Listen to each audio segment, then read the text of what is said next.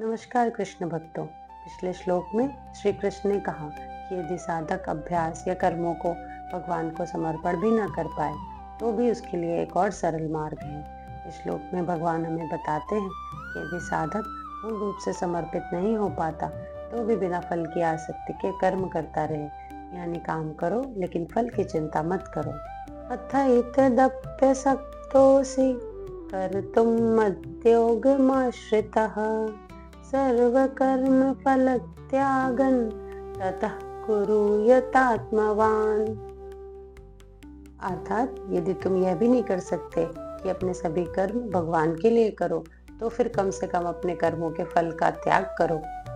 जीवन में शिक्षा। यह श्लोक हमें सिखाता है कि हर कोई साधना या भगवान को याद करते हुए काम नहीं कर पाता, परंतु यदि हम केवल इतना कर लें कि काम करते समय फल की चिंता छोड़ दें तो भी हमारा मन शुद्ध होता है और हम ईश्वर के और निकट पहुंच जाते हैं। आइए इस श्लोक का जीवन में अनुप्रयोग कुछ उदाहरणों से समझते हैं। विद्यार्थी का उदाहरण। एक विद्यार्थी परीक्षा की तैयारी करता है। यदि वह सोचता है मुझे सिर्फ अच्छे नंबर चाहिए वरना सब बेकार है, तो वह चिंता और तनाव में रहेगा। लेकिन यदि वह भाव रखे मैं अपना कर्तव्य पूरी निष्ठा से करूंगा, परिणाम भगवान पर छोड़ता हूँ, तो उसका मन शांत रहेगा और सफलता भी सरलता से मिलेगी। दूसरे उदाहरण में हम किसान का उदाहरण देखते हैं। किसान खेत में बीज बोता है। उसका कर्तव्य है मेहनत करना, पानी देना, देखभाल करना, लेकिन फसल उगेगी या नहीं यह उसके हाथ में नहीं है।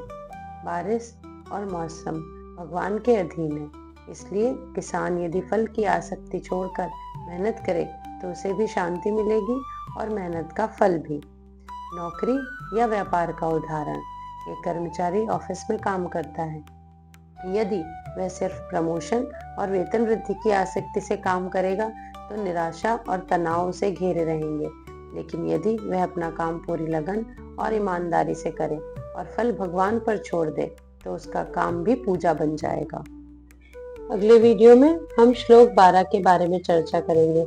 इसमें भगवान ज्ञान, ध्यान, कर्म और त्याग इन सब की तुलना करके बताते हैं कि कौन सा मार्ग सबसे श्रेष्ठ है। तो बने रहिए हमारे साथ। राधे राधे। जय श्री कृष्ण।